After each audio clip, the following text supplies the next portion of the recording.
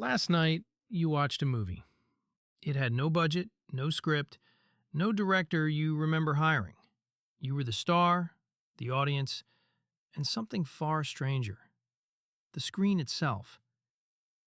Then you woke up and most of it dissolved before your feet touched the floor. Dreams are the most vivid experience your brain produces that you can't control, can't record, and barely remember. And almost nobody stops to ask why. Why would evolution build a system that spends roughly 6 years of your life running you through elaborate, emotional, often terrifying simulations, and then erase them before morning? Start with what sleep actually costs you. For 8 hours every night, you go offline. You can't hunt, you can't watch for predators, you can't protect your children. From an evolutionary standpoint, unconsciousness is a catastrophic vulnerability. Every other animal that sleeps accepts that risk because the body needs repair. But your brain doesn't just rest while you sleep. It throws a private film festival. And that takes energy, real metabolic energy, on top of the vulnerability sleep already demands. If dreams were just random noise, a byproduct of neurons firing during maintenance, evolution would have shut them down millions of years ago. Waste doesn't survive natural selection. Not for this long, not at this cost. The Finnish psychologist Antti Revonusuo proposed something that reframes every nightmare you've ever had. He called it the threat simulation theory. Imagine your ancestors on the savannah, the ones who rehearsed escape routes in their sleep, who practiced spotting the lion in the grass while safe inside their own minds. Those ancestors woke up fractionally more prepared. Over thousands of generations, that fractional advantage compounded into a brain that simulates danger as a form of practice. Revonusuo and his team analyzed dream reports across cultures and found something striking. Threatening events appear in dreams at dramatically higher rates than in waking life, and the threats in dreams are disproportionately ancient ones: being chased, falling, being trapped, confrontation with an animal. Your dream self is almost never stressed about taxes or a passive-aggressive email. It's stressed about things with teeth, things that make you run.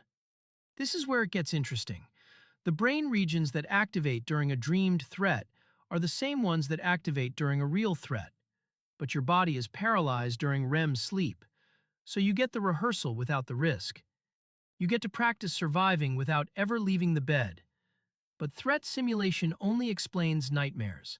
It doesn't explain why you also dream about flying, about finding rooms in your childhood home that don't exist, about showing up to a test you never studied for, 20 years after graduation. So what's happening in the other half of your dreams? The neuroscientist Matthew Walker, who runs the Center for Human Sleep Science at Berkeley, has spent years mapping what your brain actually does during REM sleep. And what he found changes how you should think about every night of your life. During REM, your brain does something extraordinary. It strips the emotional charge off memories while preserving the information. Think about what that actually means. You can remember something painful from years ago, a breakup, a failure, a loss, without reliving the full emotional storm of the original moment.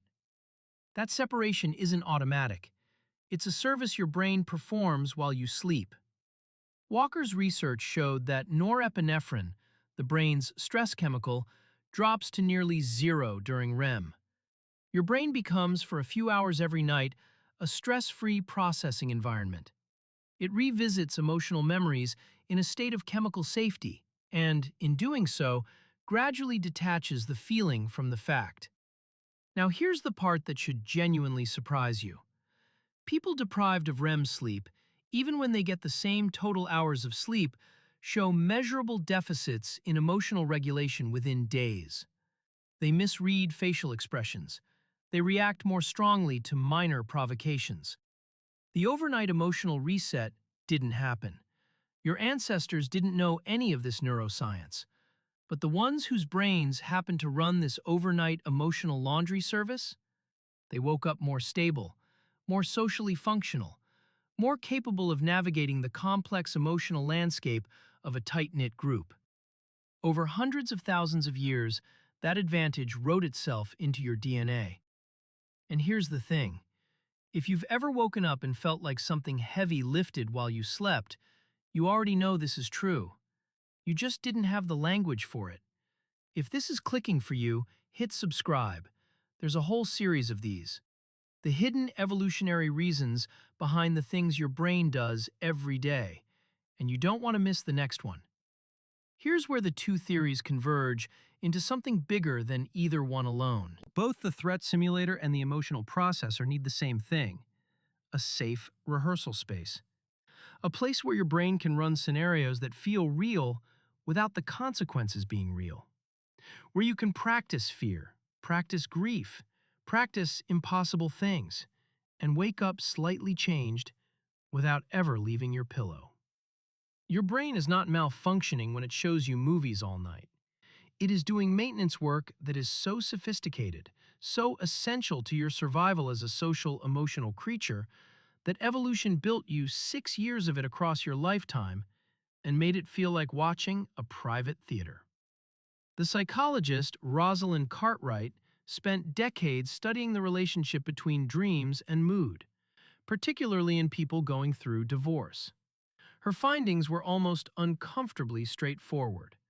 The people who dreamed about their divorce, who processed it at night, who let the simulator do its work, showed measurably better emotional recovery a year later than those who dreamed of unrelated things. The content of your dreams is not random. It's prioritized. The things that hurt the most, confuse the most, scare the most, those get processed first. So the next time you wake up with the faint residue of a dream dissolving behind your eyes, don't dismiss it as noise. Don't roll over and forget it before your feet touch the floor. Something ancient just spent the night preparing you. It ran drills. It processed pain you don't have words for yet. It cleared emotional debris you didn't even know had accumulated. And it did it all without asking your permission. Because it has been doing this since before your species had language, before it had fire, before it had anything except the terrifying, beautiful, and deeply social world that shaped you. Last night, your brain showed you a movie. You were the star, the audience, and the screen, and none of it was random at all.